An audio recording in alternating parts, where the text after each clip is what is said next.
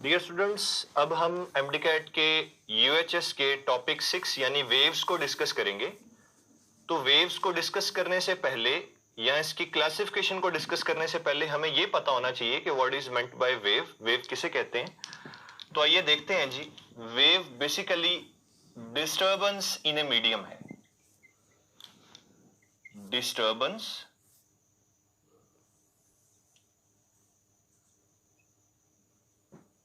in a medium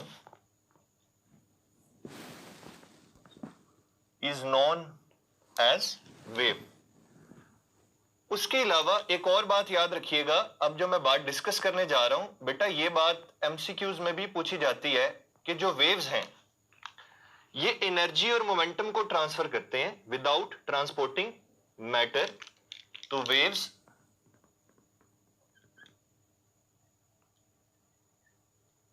transfer energy and momentum, P से denote किया जा रहा है मोमेंटम को, विदाउट ट्रांसपोर्टिंग मैटर। मतलब मैटर एक जगह से दूसरी जगह नहीं जाता। एक्चुअली होता क्या है, जब हम किसी भी मीडियम में डिस्टर्बेंस क्रिएट करते हैं तो बेसिकली वो डिस्टर्बेंस वेव है जो अपने साथ एनर्जी और मोमेंटम को मीडियम के एक पॉइंट से दूसरे पॉइंट तक लेके जा रहा होता है। तो इसलिए हम कहते हैं कि waves transfer energy and momentum without transporting matter. बेटा देखा जाए वैसे तो वेव्स की बहुत ज्यादा टाइप्स हैं, लेकिन मैं आपको इसकी क्लासिफिकेशन को सबसे पहले समझने का एक आसान तरीका बताऊंगा और उसी में हम सारी जो आपकी टेक्स्ट बुक के अंदर मेंशन है, transverse waves, longitudinal waves, progressive waves, या कभी कभार आप सुन लेते हैं शॉक वेव्स क्या होते हैं, कभी कभार आप कहते हैं इलेक्ट्रोमैग्नेटिक वेव्स भी होती हैं, और फिर इसी तरह से हम डी ब्रोगली या मैटर वेव्स की भी बात करते हैं। तो मैं एक ऐसी क्लासिफिकेशन बनाने जा रहा हूं जिससे आपको बड़े जबरदस्त तरीके से ये नजर आ जाएगा या समझ आ जाएगा कि वेव्स को कैसे क्लासिफाई किया जाता है। तो वेव्स की क्लासिफिकेशन को जी डिस्कस करते हैं। Classification of waves.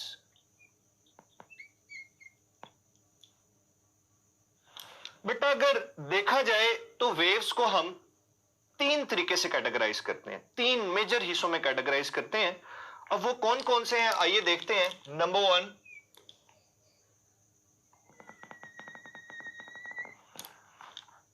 एक है जी मैकेनिकल वेव्स।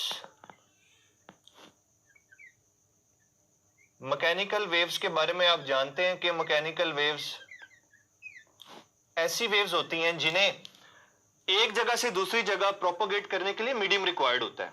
और इसके साथ साथ आप लोगों ने यह भी पढ़ा होगा इलेक्ट्रोमैग्नेटिक वेव्स, जिन्हें हम ईएम वेव्स भी कहते हैं। ईएम वेव्स, ईएम वेव्स ऐसी वेव्स हैं जिन्हें प्रोपोगेशन के लिए किसी भी किस्म के मीडियम की जरूरत नहीं होती है। और नंबर थ्री, मैटर और डी ब्रोगली वेव्स। आप मैटर वेव्स भी कह सकते हैं या आप इसे डी ब्रोगली वेव्स भी कह सकते हैं।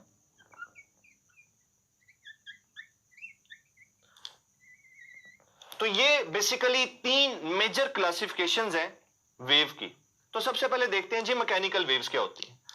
बेटा मैकेनिकल वेव्स ऐसी वेव्स होती हैं जिन्हें प्रोपोगेशन के लिए किसी भी किस्म के मीडियम की जरूरत लाजमी तौर पर होगी, मीडियम रिक्वायर्ड होगा, ठीक है।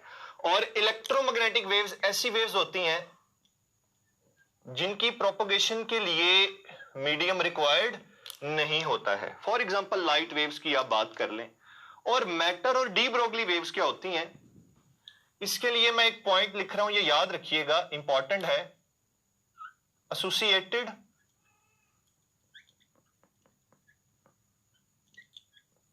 with the motion of charged particles।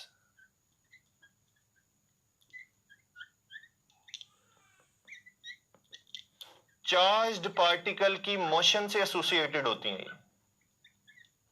For example, इसकी कोई एग्जाम्पल आप लोग सोचिए, फिर मैं बताता हूं कि मैटर और डी ब्रोगली वेव्स जो कि एसोसिएटेड होती हैं with the motion of charge particle, तो इनकी बेहतरीन एग्जांपल है बेटा cathode rays. Cathode rays basically moving electrons होते हैं, आप लोगों ने पढ़ा होगा टेस्ट ट्यूब के अंदर कैथोड रेस पैदा होगी, तो वो एक चार्ज्ड पार्टिकल इलेक्ट्रॉन जो कि ट्यूब के अंदर एक जगह से दूसरी जगह मूव कर रहे हैं, तो हम उनको मैटर या डी ब्रोगली वेव्स के अंदर कैटेगराइज करते हैं। तो एग्जांपल में आप याद रखिएगा कैथोड रेस,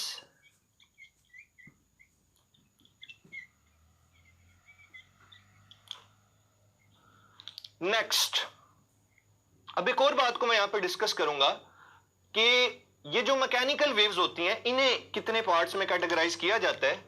तो मैकेनिकल वेव्स को बेसिकली दो हिस्सों में डिवाइड किया जाता है, एक है जी शॉक वेव्स, ठीक है जी, और सेकेंडली बेटा इसे कैटेगराइज किया जाता है प्रोग्रेसिव वेव्स में। अभी हम डिस्कस करेंगे कि प्रोग्रेसिव वेव्स बेसिकली क्या होती हैं। तो शॉक वेव्स क्या होती हैं जी? शॉक वेव्स असल में मैकेनिकल वेव्स हैं। इसका मतलब ये हुआ कि शॉक वेव्स को भी और प्रोग्रेसिव वेव्स को भी प्रोपगेट करने के लिए मीडियम की जरूरत होगी।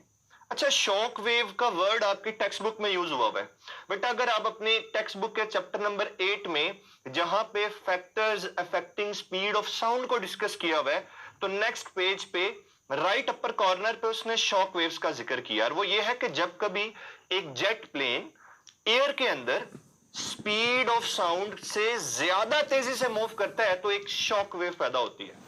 तो शॉक वेव मैकेनिकल वेव है, इसे मीडियम चाहिए होगा। ये कब कब पैदा होती है जी? During sonic boom. Sonic boom मैंने अभी आपको बताया कि जेट प्लेन अगर एयर के अंदर साउंड की स्पीड से भी ज्यादा तेजी से मूव करे तो एक बूम पैदा होता है, वो बेसिकली शॉक वेव होती है। ड्यूरिंग वॉल्केनिक इरप्शन,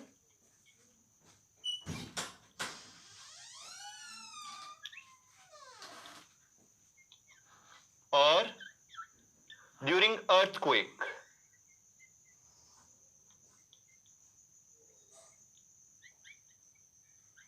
तो ये मैंने आपको इसकी एग्जांपल दे दी कि shock waves produced during volcanic eruption, during earthquake and during sonic boom. अब प्रोग्रेसिव वेव्स क्या होती हैं?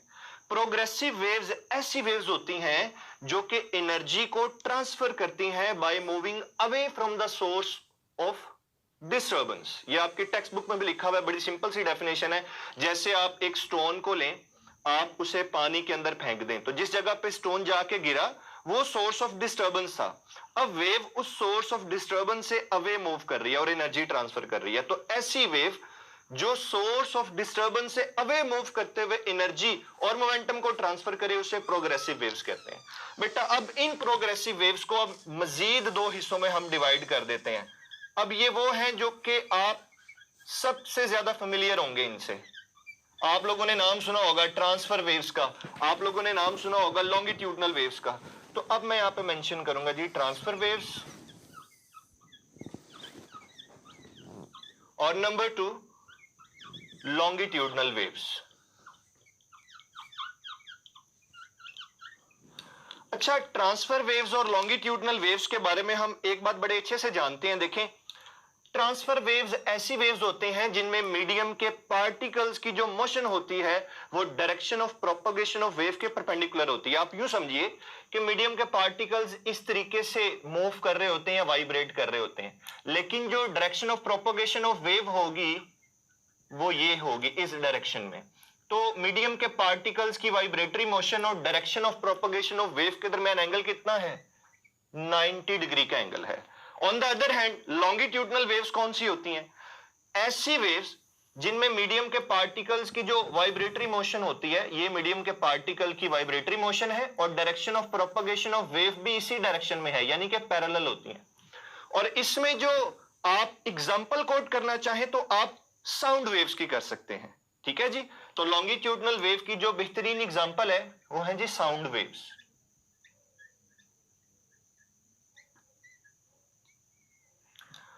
अब ट्रांसवर्स वेव्स और लॉन्गिट्यूडनल वेव्स ये आपकी टेक्स्ट बुक में मेंशन है। हम एक स्लिंकी स्प्रिंग होता है, ये लूजली बाउंड स्प्रिंग होता है, ठीक है। दोनों में हम ट्रांसफर वेव्स भी पैदा कर सकते हैं और लॉन्गिट्यूडनल वेव भी पैदा कर सकते हैं। अब एक बात यहां पर मैं बड़ी जबरदस्त डिस्कस करना चाहता हूं, जो कि कंसेप्चुअल पॉइंट है। बेटा, जब आप पत्थर को पानी में फेंकते हैं तो आपको एक वेव नजर आती है, जो कि बेसिकली इस तरह की होती है, यूं।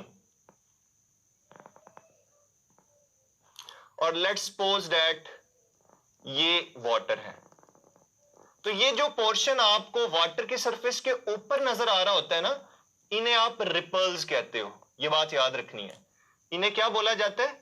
दीज आर रिपल्स, इन्हें आप रिपल्स बोलते हो। इसी वजह से आप लोगों ने प्रीवियस जूनियर क्लासेस में पढ़ा होगा रिपल टैंक। वो इस वजह से कहते थे कि वाटर टैंक के अंदर रिपल्स पैदा होते थे, यानी कि half portion of the wave is visible upon the surface of earth, sorry upon the surface of water. अब एक और जरा मैं आपको यहां पे चीज बता दूं, वाटर वेव्स के हवाले से बहुत से बच्चों का कॉन्सेप्ट डिफरेंट होता है या मिसकंसेप्शन पाई जाती है। बेटा, वाटर वेव्स जो होती है ना, ये सरफेस के ऊपर ट्रांसफर्स होती हैं, ठीक है। और जैसे जैसे ये वाटर वेव्स डेप्थ में जाती है ना वाटर में, तो ये लॉन्गिट्यूडनल हो जाती हैं, ठीक है। आप बेटा गूगल से इनकी एक बड़ी जबरदस्त डिस्क्रिप्शन देख सकते हैं, एक डेमो देख सकते हैं, जिसमें वो दिखा रहा होगा कि जो बेसिकली वाटर वेव्स हैं, जब वो सरफेस पे होती हैं ना, तो मीडियम के पार्टिकल्स की वाइब्रेटरी मोशन ऐसी होगी, ठीक है। जैसे जैसे वाटर वेव्स डेप्थ में जाएंगे, मीडियम के पार्टिकल्स की मोशन ऐसे हो जाएंगी। तो सादा लफ्जों में मैं ये कह सकता हूं कि water waves are neither completely transfers, जो कि सरफेस के ऊपर आप देखते हो, नॉर कंप्लीटली लॉन्गिट्यूडनल, जो कि आप डेप्थ में देखते हो। तो ये वाला पॉइंट आपने याद रखना है। अब एक मैं और बड़ी जबरदस्त चीज डिस्कस करता हूं कि जो वेव होती है उसकी कैरेक्टरिस्टिक इक्वेशन क्या होती है। उसकी कैरेक्टरिस्टिक इक्वेशन ये होती है, v is equal to f lambda. v is called the speed, f is known as frequency, और लैम्डा क्या है? वेवलेंथ है। अब यहां पर एक छोटी सी बात मैं डिस्कस करना चाहूंगा। लेट से मैं एक वेव को ड्रॉ कर रहा हूं कि लेट से ये एक वेव है, ठीक है जी। अब ये वाला जो पॉइंट है वेव का, आप इसे बोलते हो crust. This is known as crust, ठीक है। और ये वाला जो पॉइंट है आप इसे बोलते हो ट्रफ, ठीक है जी। और ये वाला जो पॉइंट है, अगेन आप इसे क्या नाम देते हो? क्रस्ट का नाम देते हो। अब यहां पर एक चीज बता दूं कि v स्पीड है, f फ्रीक्वेंसी है, और लैम्डा बेसिकली वेवलेंथ को रिप्रेजेंट कर रहा है। अब मैं वेवलेंथ को यहां पे डिफाइन करना चाहूंगा।